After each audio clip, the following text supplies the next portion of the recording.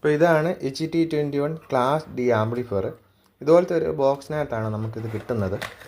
Just ഒന്ന് open ചെയ്ത് കാണിക്കാം. അപ്പോൾ പാക്കറ്റിനകത്ത് ഇതുപോലെ വോളിയം കൺട്രോൾ, ഒരു സ്ക്രൂ ഡ്രൈവർ, 2 DC പോർട്ട് വരുന്നുണ്ട്, പിന്ന് വരുന്നുണ്ട് പവർ കൊടുക്കുന്നതിന് വേണ്ടിയിട്ടുള്ളത്.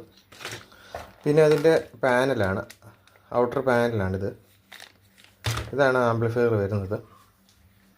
അതുപോലെ പീസായിട്ടാണ് നമുക്കിത് കിട്ടുന്നത്.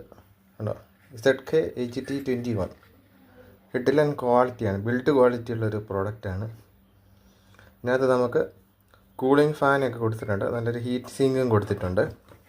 ഇതിൻ്റെ ബിൽഡ് ക്വാളിറ്റിയുണ്ട്, സൂക്ഷിച്ച് നോക്കിയാൽ മനസ്സിലാകും. നല്ല അടിപൊളി ബിൽഡ് ക്വാളിറ്റിയാണ്. നല്ല ഹെവി PCB ആണ് ഇതിനകത്ത് കൊടുത്തിരിക്കുന്നത്. കാണിക്കും, ഇത് അസംബിൾ ചെയ്ത് കഴിയുമ്പോൾ ഇതുപോലെ വരും. ഇങ്ങനെയാണ് ഫുൾ അസംബിൾ ചെയ്ത് കഴിയുമ്പോൾ ഇതുപോലെ കിട്ടും. ഇതും ZK TB21, ഇതും അതുപോലെ തന്നെ പീസായിട്ടാണ് വരുന്നത് പാക്കറ്റിൽ. നമ്മൾ അസംബിൾ ചെയ്തെടുക്കുകയാണ്. അപ്പോൾ ഇതിൻ്റെ വലുപ്പ വ്യത്യാസം കണ്ടോ, ഈ ഒരു വലുപ്പ വ്യത്യാസം ഉണ്ട് കണ്ടോ. ഇതിനെക്കാട്ടും നല്ല വലുപ്പമുണ്ട് ഇതിന്, അതുപോലെ നല്ല വെയിറ്റും ഉണ്ട് ഈ സാധനത്തിന്. അപ്പോൾ ഇതിനകത്ത് 160 വാട്ട്സിൻ്റെ 2 സ്പീക്കറാണ് കണക്ട് ചെയ്യാൻ പറ്റുന്നത്. പിന്നെ 220 വാട്ട്സിൻ്റെ സബ് വൂഫർ നമുക്കിതിനകത്ത് കണക്ട് ചെയ്യാം.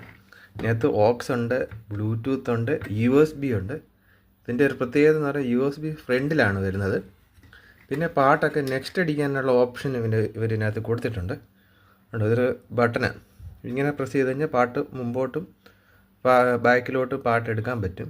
പിന്നെ ഇതിലിങ്ങനെ പ്രസ് ചെയ്ത് പിടിച്ച് കഴിഞ്ഞാൽ ഇതിൻ്റെ വോളിയം കൺട്രോൾ ചെയ്യാൻ സാധിക്കും.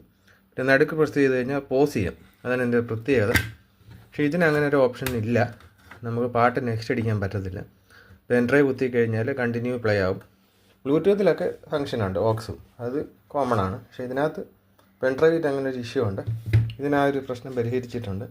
കൂടിയ മോഡൽസിനൊക്കെ അങ്ങനെ നെക്സ്റ്റ് അടിക്കാൻ പറ്റത്തുള്ളൂ. അപ്പോൾ ഇതിന് കൊടുക്കേണ്ട പവർ സപ്ലൈ ഇതിനകത്ത് കൊടുത്തിട്ടുണ്ട്. 15 വോൾട്ട് DC തൊട്ട് 36 വോൾട്ട് DC വരെയാണ് ഇതിൻ്റെ പവർ പറയുന്നത്. പിന്നെ ഇവിടെയാണ് സബ് വൂഫർ കണക്ട് ചെയ്യുന്നത്. 220 വാട്ട്സിൻ്റെ സബ് വൂഫർ ഇവിടെ ലെഫ്റ്റ് റൈറ്റ് ചാനൽ, ഒരു ചാനൽ 160 വാട്ട്സിൻ്റെ സ്പീക്കറാണ് കണക്ട് ചെയ്യാവുന്നത്. ഇത് കിട്ടില്ല സാധനം, ഇത് ക്ലാസ് D കാറ്റഗറി വരുന്ന ആംപ്ലിഫയറാണ്. ഇത് രണ്ടും അത് തന്നെയാണ്. ഇതിൻ്റെ സൗണ്ട് പോരാ എന്ന് തോന്നുന്നവർക്ക്, ഇടിപ്പ് പോരാ എന്ന് തോന്നുന്നവർക്കാണ് ഇതിൻ്റെ ആവശ്യം വരുന്നത്. ഇതും അടിപൊളി സാധനമാണ്, ഇതും അടിപൊളി സാധനമാണ്. ഇത് അനിയൻ, ഇത് ചേട്ടന്, അതേയുള്ള വ്യത്യാസം. പക്ഷേ പവർ എന്ന് പറഞ്ഞാൽ അന്യായ പവർ. ഇതിനകത്ത് നമുക്ക് മാക്സിമം 10 ഇഞ്ച് സൈസുള്ള സബ് വൂഫർ കണക്ട് ചെയ്യാം. ഇതിലാണെങ്കിൽ നമുക്ക് 12 ഇഞ്ച് സൈസുള്ള സബ് വൂഫറൊക്കെ കണക്ട് ചെയ്ത് അടിപൊളിയായിട്ട് പാട്ട് കേൾക്കാൻ സാധിക്കും. അതിൻ്റെ പ്രത്യേകത വരുന്നത് ഇതാണ് കണ്ടോ, ബിൽഡ് ക്വാളിറ്റി ഉണ്ടോ.